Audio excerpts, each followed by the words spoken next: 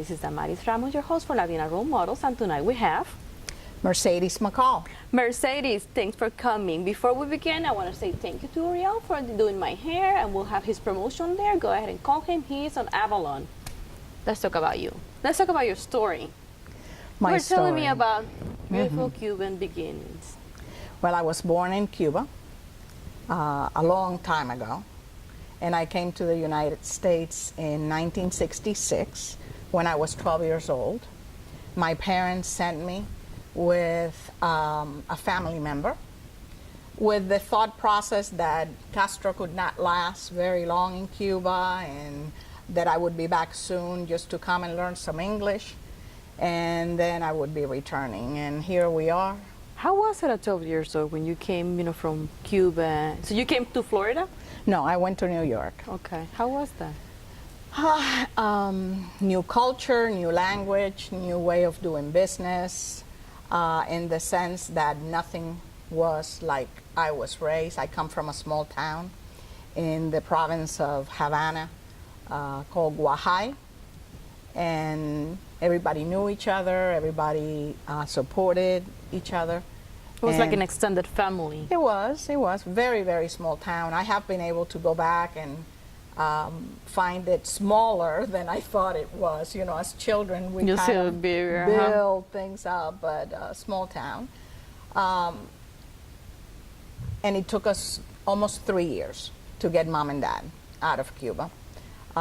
We got very fortunate because the flights, the freedom flights that were there at the time had stopped, and we were able to get a visa through the United Nations to get mom and dad out of Cuba since I was a minor to Mexico, and then they were in Mexico for 6 months, and we got them out, and it was a great reunion with the understanding that they had sent to the United States a 12-year-old and found a rebellious 15, almost 16-year-old when they arrived. So I wouldn't change it.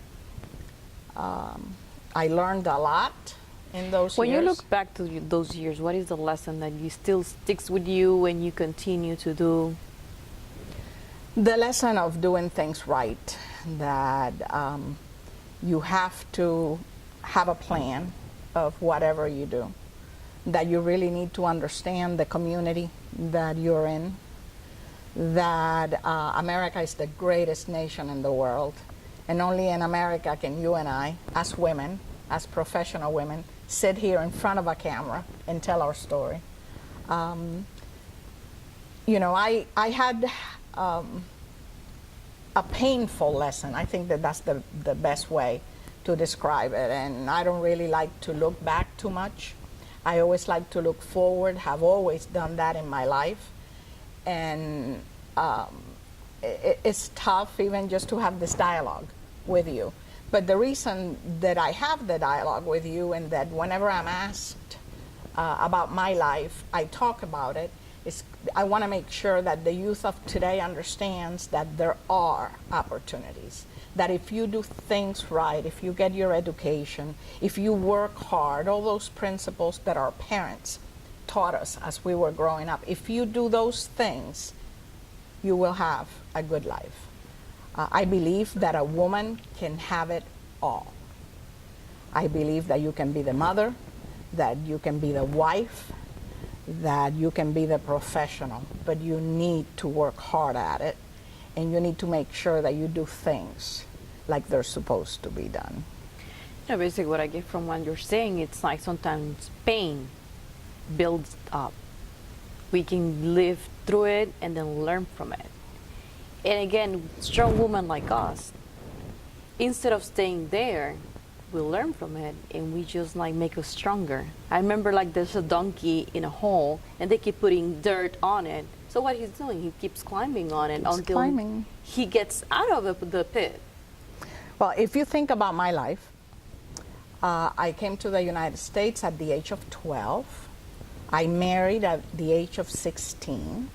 I had my only son 1 month before my 18th birthday. I was divorced at the age of 20. No education, spoke English. I mean, I still have issues with the English language today, so you can just imagine back in the day. And I arrived in Orlando with $11 in my pocket to come visit mom and dad, who had relocated here, and said, hey, I'm getting a divorce and I'm here. If you take that scenario, my son John Montenegro, who happens to be a sergeant for the sheriff's office here in Orange County, we could have been a negative statistic in many reports. But thanks to the Lord, who should always come first, thanks to family, thanks to a community that allowed me to move forth, thanks to a company. I worked for SunTrust for 24 years when I arrived here, thanks to a company that supported me and provided the avenue for me to continue my education. All those things put together allow me to be here with you today. That's why I believe passionately that you need to pay it forward. You need to help others. And that's one of the reasons why I'm not shy to share my story with you today. So when you say pay it forward, what things have you been doing, or what things you're planning on doing to continue your legacy and help others? Because basically there's struggles in life. There's many struggles being a single parent, coming here, and back in the time that you're talking about, divorce was not acceptable as it is today. Well, it's never acceptable, but it was a little bit more difficult back in the day.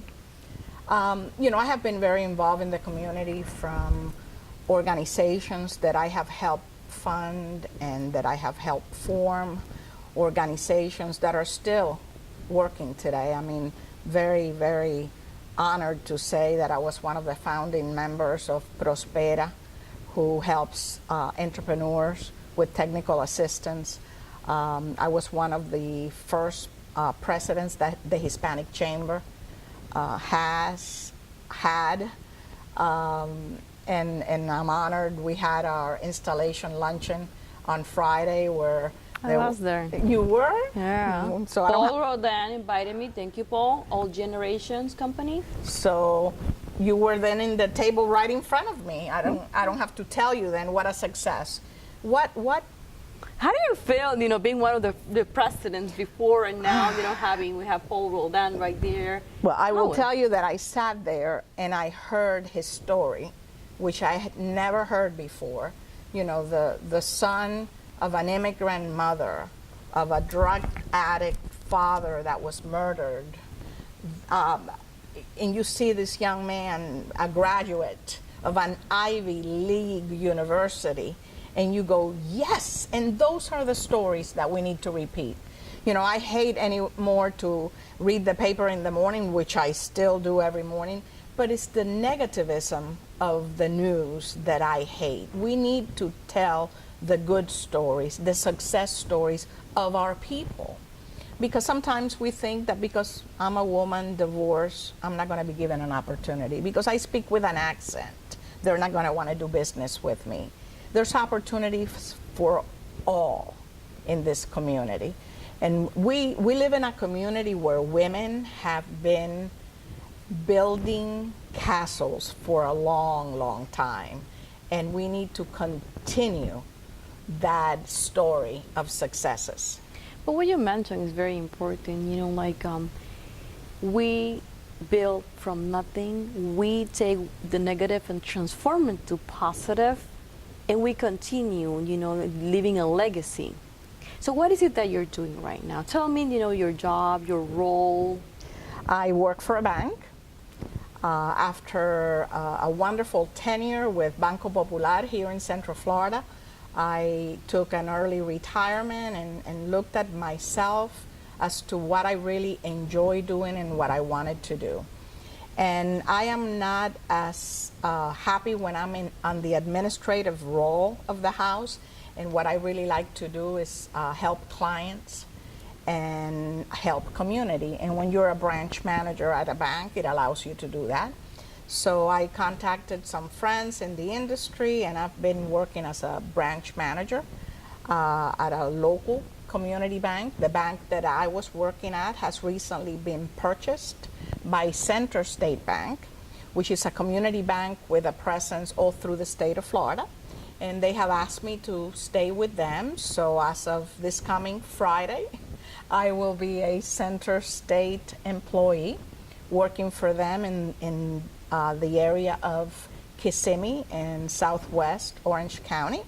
And I'm very pleased. You know, you need to do professionally what brings you happiness and what you can do with passion. And I do that every day of my life. And I just hope that in the process, I'm building a road that will make it a little easier for my granddaughter whenever she hits the professional arena. You have held many strong roles in the community with the chambers and the network. When you look at the network, what is the value that you see on network in our community? Relationships. You know, the price of spending time away from your family has to have a payback, right? And when you go and after work you go to a meeting of the chamber, you need to utilize that time to build relationships. You know, I tell folks that I'm a connector. I will remember you tomorrow and I will find out what it is that you want, and I will call somebody tomorrow that may need what you do. I put the two of you together. I love to hear from both of you 6 months from now that said, hey Mercy, thanks for introducing me because this is what we're doing. I love that. I'm smiling because I can relate to that. Like back in, let's say, 10 years ago, or let's say 12 years ago, my supervisor was Eva Pagan Hill. Evita. Evita, and I was like in my mid-20s at that point. So I used to see Eva in and out of the office, doing a lot of network, and I'm just like, what is she doing? You know, like, I see myself now, I work with the government, Orange County government, doing a lot of what she used to do. And you understand, don't you? I do understand, and then you mentioned, you know, once you retire, you call for some friends. So your network pays off and then Always. your payback also, it's like connecting. I love to connect people too. So when women out there are looking at you and they're like, look at her, you know, an immigrant, you know, family that have been struggling, all the language and all the things that you didn't get into details, but I can read your facial expressions. What are your recommendations for these women out there? Prepare yourself. And education is extremely important in this competitive world that we have today. And education. Do things right. Dedicate time to family, career, community. Have a balanced life. Do not allow either to control everything you do. And just have fun. You know, life is too short not to have fun. If you have fun in everything that you do, you will see at the end that it's not going to compare with anything. It's not going to feel like work either. It has been a pleasure to have you here with us tonight. Thank you. Thank you. It's been an honor. This has been Damaris Ramos for Latina Role Models. Thank you and good night.